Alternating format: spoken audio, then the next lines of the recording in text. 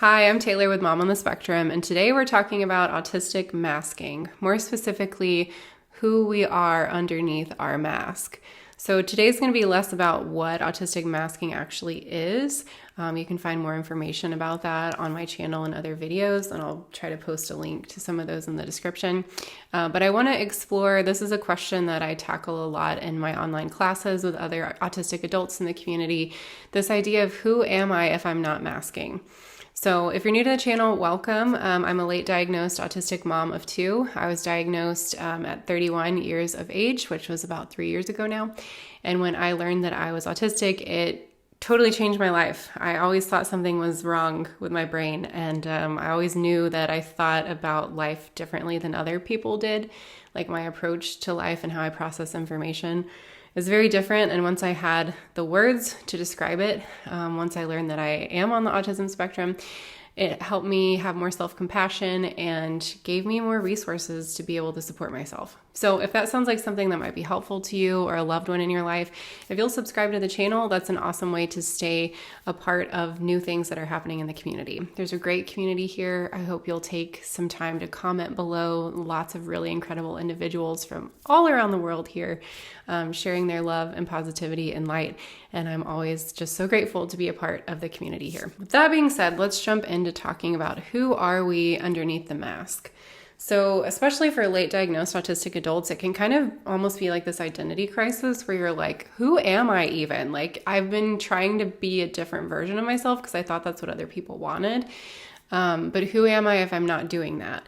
So later in life, we've probably become accustomed to so many different behavioral patterns that it can be hard to undo those things and hard to know like, well, if I'm actually just being who I want to be in the moment, like what does that even look like? So it's important to note that masking can be something that keeps us safe. And that's why we start doing it in the first place, right? It's kind of a coping strategy for finding safety in a social setting. Usually for me, it's to go under the radar, like if I don't want attention on me. And sometimes masking is still going to be helpful. I don't think there needs to be this pressure on us to like become an unmasked person. Like, I don't know if I'll ever be 100% unmasked, just because it's taken me 3 decades to discover that I am autistic. And so I do have those learned behavioral patterns and thought patterns and ways of interacting with the world around me. And it's hard sometimes to say this is masking and this is not masking. So I think we need to give ourselves grace and know that this is a process. It's not just like, oh, I want to be unmasked now. This is a process that involves curiosity. It involves asking lots of questions and just kind of exploring why things are the way that they are in your life, why you have certain reactions and the things that you do that make you you. So one thing that I like to talk about in the classes that I do online, because this question comes up a lot, is talk about kind of what it feels like in your body to be unmasked. So I have another video on the brain and body disconnect with people on the spectrum because I think there's a lot of that happens.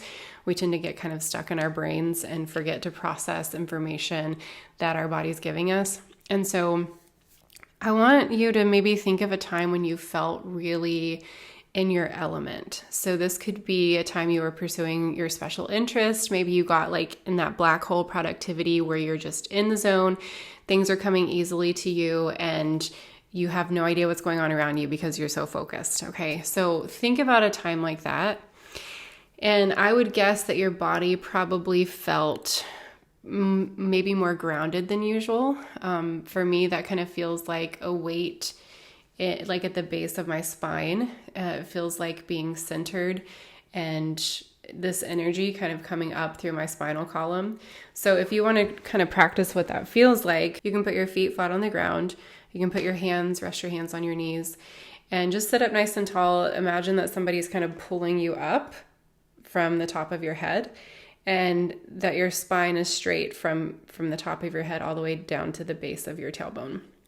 And then just take a few deep breaths and feel what it feels like to breathe a lot of air like into your pelvis region, okay? Pelvic region. That is kind of a feeling of centeredness and groundedness. Whenever we're unmasked, whenever we're in our element and really allowing ourselves to be who we want to be, it can feel like this grounded energy. It can feel more open and relaxed. So you may have heard before, like when it comes to learning about speaking in front of people or being self-confident, like pull your shoulders back, right? This is a sign of openness and strength. If you notice yourself hunching forward and rounding and like coming forward like this, that's a very protective measure. So if you notice yourself in any situation, you might just go forward in your chair. That would maybe be a hint that you aren't, that you are masking. That would be a hint that you are masking, that you're doing something that you're doing makes you feel unsafe. And so you feel the need to kind of protect yourself.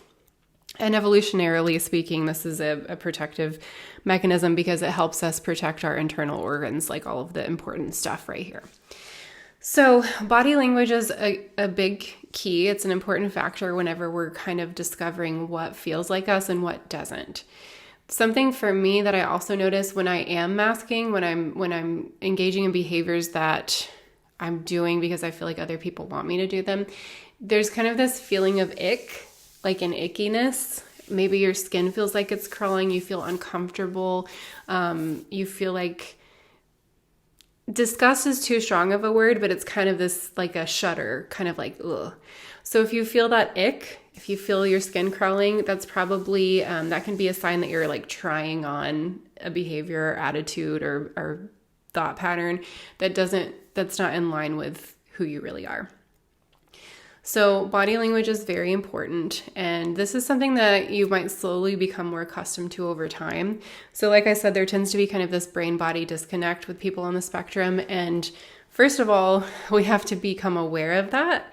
Okay, maybe I do disconnect from my body. Maybe it is giving me signals that I'm not listening to. And then once we're aware of that, we can kind of use it as an opportunity to get curious and explore.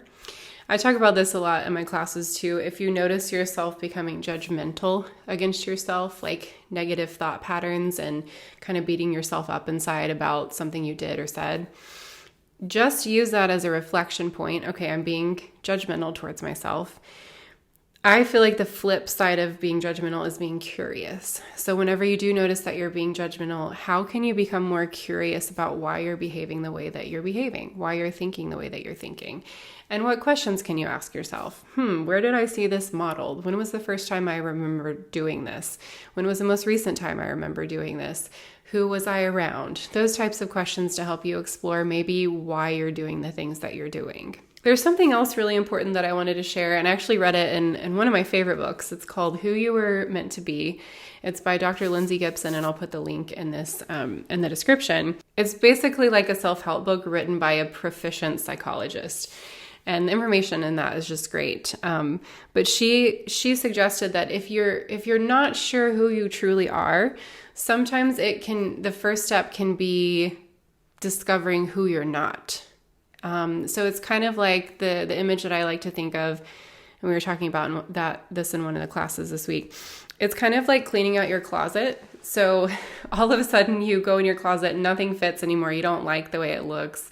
You need something new. So you have to clear out, you have to make room for new stuff. So pull out all the stuff that doesn't feel like you anymore so that you can create more space to figure out what is like you. So what I mean by that kind of goes back to maybe like the icky feeling or the shudder feeling. Like if you're doing something and it doesn't feel right to you, just make a note like, oh, that's not me. That's not who I want to be or what feels right to me.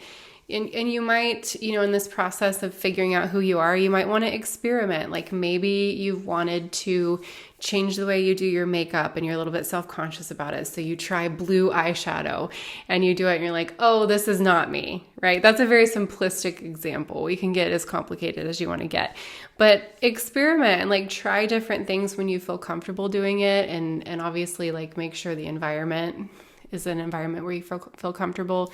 You might want to experiment with trying different ways of unmasking when you're by yourself. I think that tends to feel safest for people on the spectrum. But yeah, some ways that you could unmask would be to try different ways of dressing or doing your makeup or your hair. It could be different speech patterns, a different tone of voice. It could be different interest. Maybe you've been shamed for certain interests that you have Maybe people think some of the things you like are childish, and just like unabashedly pursuing those things and going after them. So there's all different kinds of ways that you can explore unmasking. And as you do that, again, I think being mindful of your body language, how at ease you feel in your body.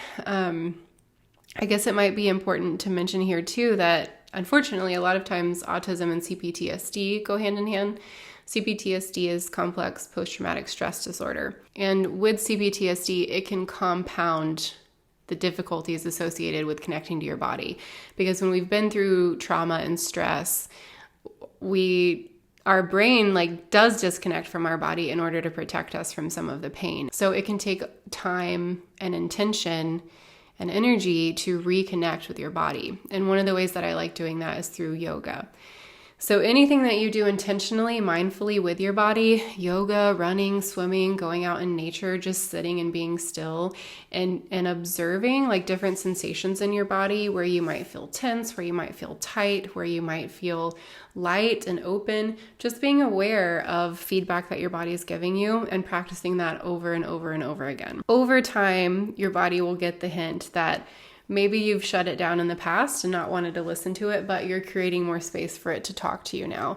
And it will, because our bodies are amazing and our minds are amazing and they work together. It might not always feel that way, but they can definitely work together. And I think with practice and self-compassion and curiosity, that they can start working even more efficiently than you're used to. So I hope this is helpful information for you. I was trying to think about what video to do this week, and this is just a topic that comes up so frequently with people that I get to interact with every week, because this is our identity, this is our sense of self, this is who we are, and it can feel very overwhelming as a late diagnosed autistic person to have this feeling of oh my gosh, who am I even? Who am I as a person? Because I've had all of these behaviors that I've done in order to try to be who I thought I was supposed to be, or because I was doing copy and paste behaviors, because that's how autistic brains are wired, to observe and to copy patterns and repeat them. And so I want to invite you, this is an opportunity to explore yourself. And that's exciting. I know it's scary, but it's also exciting because, today is a great day to learn more about who you really are. So have fun with it, explore, get creative, try something totally new you've never tried before. Try to laugh at yourself if you do something that just totally doesn't feel like you. And let me know in the comments what kind of things you like to do to help you unmask and kind of get to a place that feels more you, because I know that this is a really important discussion for our community and I really like hearing from y'all. So I am working on an unmasking course. It's called How to Unmask, Cultivating Your True Autistic Self. And that's going to be coming out shortly. I'm really excited about it. I think it's going to be 8 videos long. It's going to come with a reflection journal with guided reflection questions. It's also going to have a guided meditation. And I really hope that it's going to be of value to the community because I think this is what life is about, cultivating your sense of self and connecting with who you are, and then in turn being able to share that with the world. So thank you for watching. Let me connect with you in the comments. Let me hear from you about what resonated with you with this video, and I will see you in the next one. Be kind to yourself and know that I am sending you so much love. Bye.